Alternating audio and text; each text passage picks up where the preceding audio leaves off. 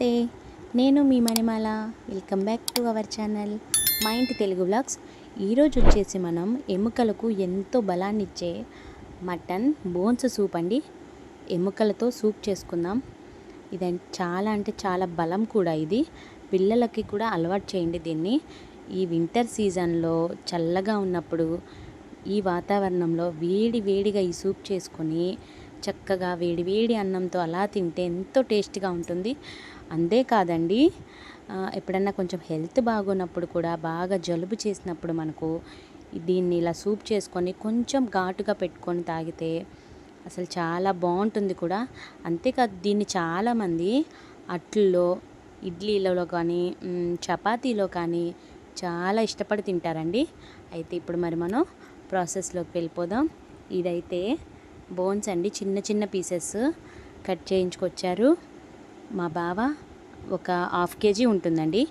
నేనైతే దీంట్లోకి ఇప్పుడు ఒక 3 ఉల్లిపాయలు, అలాగే ఒక టొమాటోనే తీసుకున్నాను, ఎక్కువ తీసుకోలేదు. ఈ 3 ఆనియన్స్ కూడా కట్ చేసుకొని ఈ టొమాటో కూడా కలిపేసి మిక్సీ పట్టేసుకుందాం. టొమాటో ఆనియన్స్ 2 పేస్ట్ చేసేసుకుందాం. ఇప్పుడైతే స్టవ్ మీద కుక్కర్ పెట్టేస్తున్నానండి నేను. ఈ కుక్కర్లో ఏం వేయద్దు, ముందైతే జస్ట్ బోన్స్ వేసేయండి. ఆ తర్వాత కొంచెం పసుపు, లైట్గా సాల్ట్, అలాగే కొంచెం మిరియాలు, కొంచెం ఘాటు కోసం మాత్రమే లైట్గా మిరియాలు, ఒక 1/2 టేబుల్ స్పూన్, అలాగే ఒక 2 టేబుల్ స్పూన్స్ ఆయిల్ వేసుకోండి. ఈ మొత్తం లైట్గా కలిపేసేసి చూడండి ఎట్లా వాటర్ బయటకు వస్తున్నాయో. కొంచెం ఈ వాటర్ అనేవి అవి బయటకు వచ్చే వరకు కొంచెం అలాగా కొంచెం స్టవ్ మీద అలా వేడి ఎక్కనివ్వాలి. ఆ తర్వాత నేనైతే ఒక గ్లాస్, 2 గ్లాసెస్ పడతాయండి వాటర్, 2 గ్లాసెస్ వాటర్ యాడ్ చేసుకుంటున్నాను. దీన్నైతే ఇప్పుడు కుక్కర్ విజిల్ పెట్టేసి కరెక్ట్గా 3 విజిల్స్ వచ్చే వరకు ఉంచేద్దాం. చూడండి 3 విజిల్స్ వచ్చిన తర్వాత ముక్క బోన్స్ కూడా సూపర్గా మగ్గిపోయాయి, కూడా సాఫ్ట్గా అయ్యాయి. ఇప్పుడైతే వేరేగా ఒక కళాయి పెట్టుకొని ఒక 2 to 3 టేబుల్ స్పూన్స్ ఆయిల్ వేసేసుకోండి. అందులో ఆయిల్ కొంచెం వేడెక్కనివ్వాలి. ఆయిల్ వేడెక్కిన తర్వాత అలాగే ఒక 5-6 పచ్చిమిర్చి. ఇది ఎక్కువగా కొంచెం ఘాటుగా ఉంటేనే టేస్ట్ ఉంటుందండి, అందుకని కొంచెం ఘాటు స్పైసీగానే చేసుకుందాం మనం. కొంచెం పసుపు, ఒక 1/2 టేబుల్ స్పూన్ పసుపు. పచ్చిమిర్చి వేగాలి బాగా. ఇందులోనే నేను ఒక 2-3 లవంగాలు యాడ్ చేస్తున్నాను, కొంచెం స్పైసీనెస్ కోసం.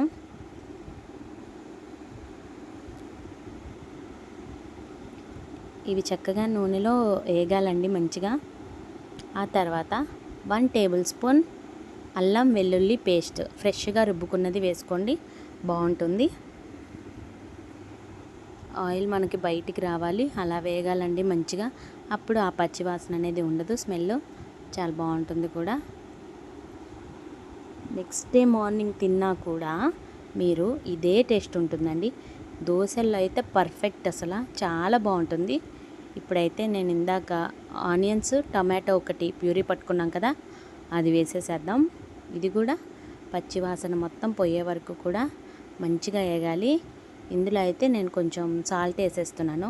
ఆల్రెడీ మనం ఇందాక బోన్స్లో సాల్ట్ వేసాం కదా, అందుకని కొంచెం తగ్గించేసుకోండి. ఎందుకంటే మళ్ళీ సాల్ట్ ఎక్కువైపోతే అస్సలు తినలేము, చూసుకొని వేసుకోవాలి. ఆయిల్ పైకి రావాలి, ఇలాగా మొత్తం పైకి ఆయిల్ వచ్చిన తర్వాత మాత్రమే మనం ఇందాక ఉడకబెట్టుకున్న బోన్స్ ఉన్నాయి కదా, అవి యాడ్ చేసుకోవాలి. ఈ పచ్చివాసన మొత్తం పోయే వరకు కూడా వేగనివ్వాలి.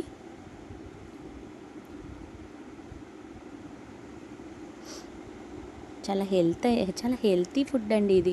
అప్పుడప్పుడు మీకు కనీసం ఒక 10 to 20 డేస్లో ఒక్కసారైనా దీన్ని తినాలని మీకు ఖచ్చితంగా అనిపిస్తుంది, ఒక్కసారి తింటే మాత్రం.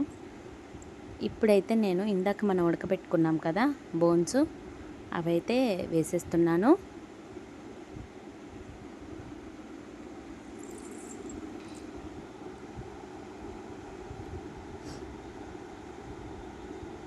బోన్స్ కూడా వేసేసిన తర్వాత ఒక 2 గ్లాసెస్ పడతాయండి వాటర్. ఒక 2 గ్లాస్ వాటర్ పోసేసుకోండి.